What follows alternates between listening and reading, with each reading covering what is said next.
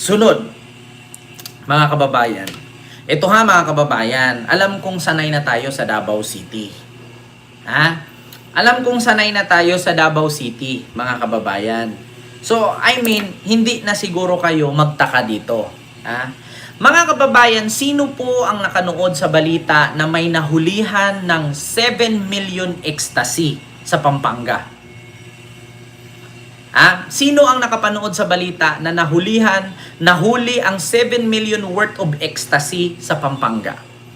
Paki-comment, ako, or hindi. Hindi nyo pa ba? Hindi nyo pa ba napanood yon?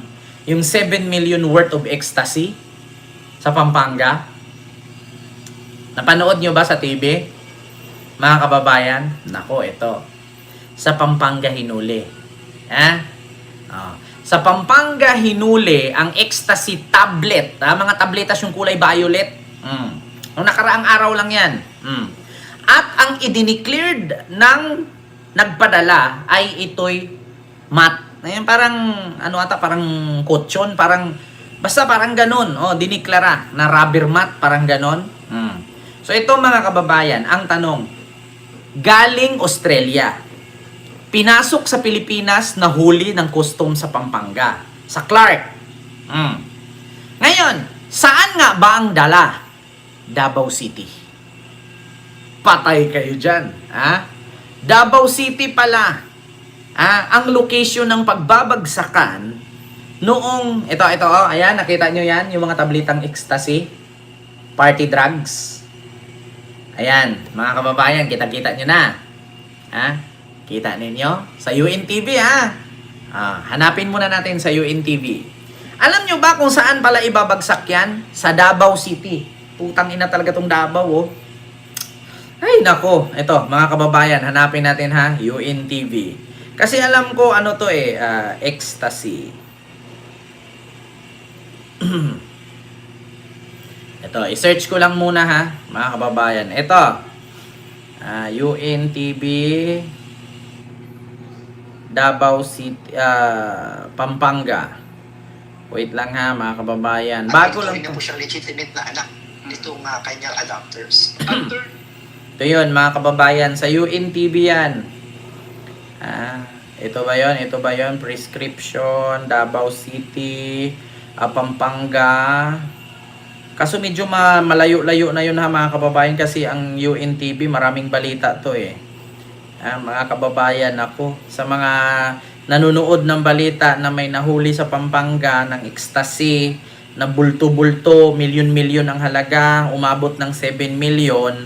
Ito pala ay galing sa ito. Nasabat ng Bureau of Customs of BOC, Port of Clark, ang dalawang parcel na naglalaman ng nasa 7 million pesos na halaga ng ecstasy tablets. Nasabat ang ecstasy sa pamamagitan ng koordinasyon sa Philippine Drug Enforcement Agency Airport Interdiction Unit o PDEA AIU.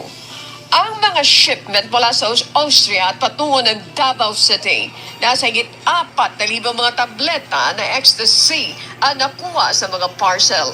Ayon sa BOC, nangangahulugan na nila ito ng kahit holiday season ay hindi sila tumigil sa pagbabantay sa port ng bansa. Ano? Narinig ninyo?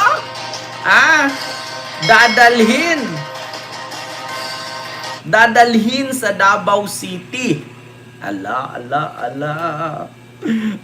mga kababayan.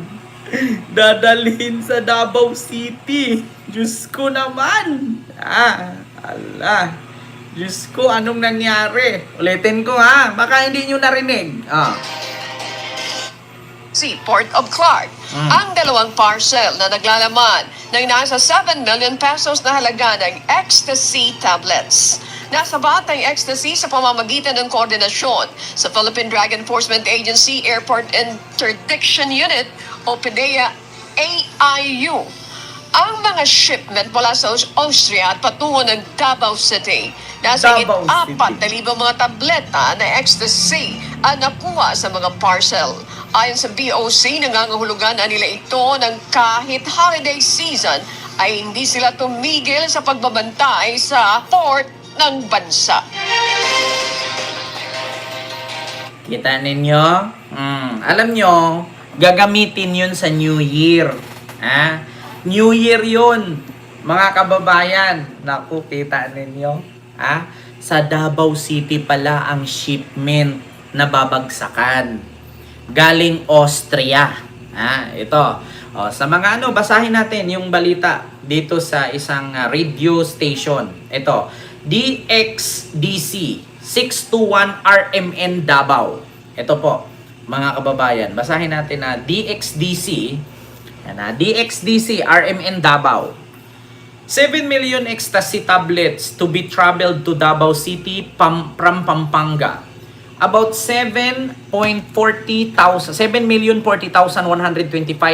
pesos worth of ecstasy tablets inserted in 2 parcel were seized by the Bureau of Customs or BOC Port of Clark, Pampanga. According to the BOC, the shipment came from Austria and headed to Davao City, which was declared CARMATS. Nako.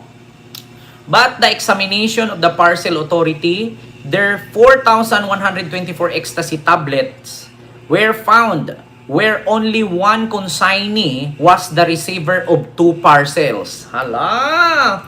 Sino kaya itong consignee na receiver ng 2 parcel? Ayaw mo ng pangalanan. Bakit? Makasuhan tayo nito. Bakit? Ayaw ko nang sabihin. Pero bigyan ko kayo ng clue. Mahilig mag-bar. Isang tao lang ang tatanggap. Consignee. One consignee sa 2 parcel ang tatanggap. Mahilig siya mag-bar. Where only one consignee was the receiver of 2 parcels. As we open 2026, these successful operations sends a clear message that even during the holiday season, the Bureau of Customs, Port of Clark does not let its guard down. Under the steady direction of Commissioner Ariel Nepomuceno, our officers remain alert and committed to protecting our borders from illegal drugs, matod ni District Collector Jairus Reyes. Kita nyo na? One consignee was the receiver of 2 parcels na naglaman ng 4,124 tablet of ecstasy. Nako, ayaw kong magsalita ng weak and bake Nako, may madadamay pang anak ng buksingero neto. Soon. Madadamay pa yung apo ng bilyonaryo, anak ng buksingero.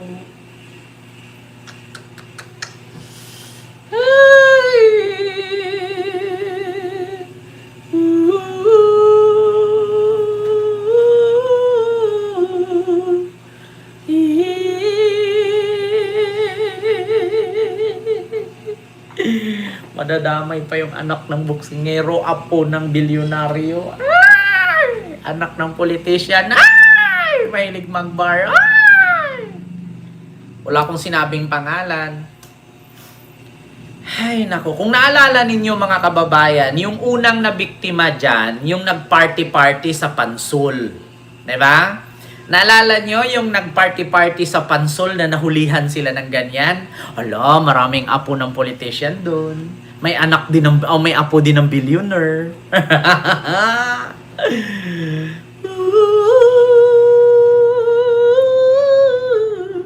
Ayoko na magsalita kasi nga naman malaman pa ng taong bayan at mapahiya. Naku, madadamay pa yung anak ng boksingero. Ay naku. Ang lakas pa naman yumakap sa babae yung apo ng bilyonaryo. Mga ganun pa Tapos yung anak ng boksingero, cheers! Hello! Diba? Cheers! Tapos yung apo ng bilyonaryo. Sabi pa nga nung lolo na bilyonaryo, ingatan mo yan. Mahalin mo yan. Kaibigan kong lolo niyan. Panyero ko yun. Ay di, panyero kong tatay niyan. Sabi nung bilyonaryo, yung lolo ng bilyonaryo, yung Di ba, yung apo ng bilyonaryo humahalik-halik. Sabi naman, ingatan mo yan. Ingatan mo yan. Kumpadre ko tatay niyan. Mabait na bata yan. Ala! May ano pa nga eh. May payo pa nga ang lolong bilyonaryo. Yung lolo niya laging nakasalamin. Tapos, nako, may alagang jaguar.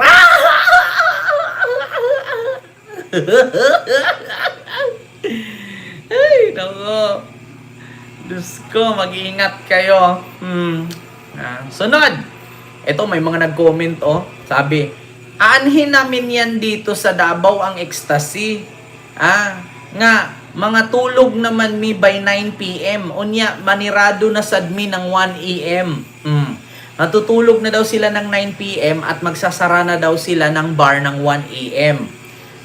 Ikaw ra isa magdagandagan sa daan. Aanhin daw ang ecstasy sa Davao, 9 p.m. matutulog na daw ang mga tao at 1 a.m. sarado na ang bar. Bakit? May oras ba ang pag-inom at paggamit ng ecstasy? Kahit nga alas 6, pwede kang uminom. Kahit nga tanghali, pwede kang uminom yan eh. Di ba? Anong problema niyang kung 1 a.m. kayo magsara? So, ibig sabihin ba, alas 10, hindi pwede uminom? Di ba? Alas 10, hindi pwede uminom kasi 1 a.m. sarado na kayo. Anong kinalaman doon sa 1 a.m. bar sa Davao magsara na? Kung gusto mong uminom ng ecstasy, walang oras yan. Nasa sayo kung gusto mo. Di ba?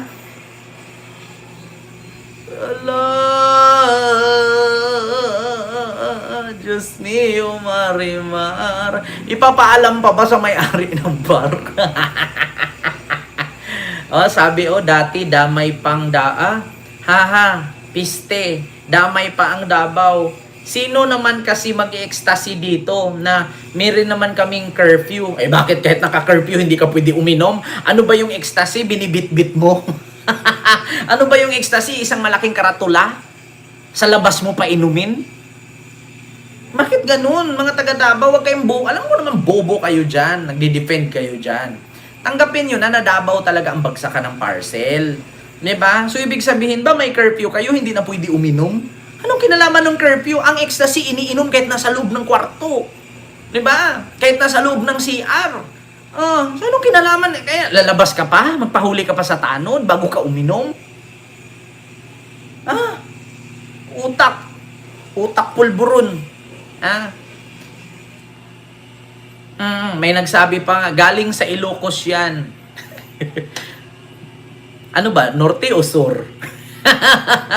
Ayun sabi ni Chacoy Ganilio. Galing sa Ilocos yan. Mga bangag.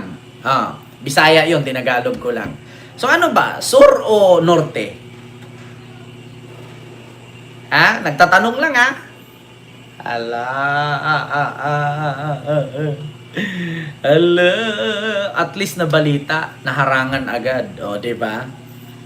Kirig-kirig na gid sila karon unsaon pagdaot ang Davao.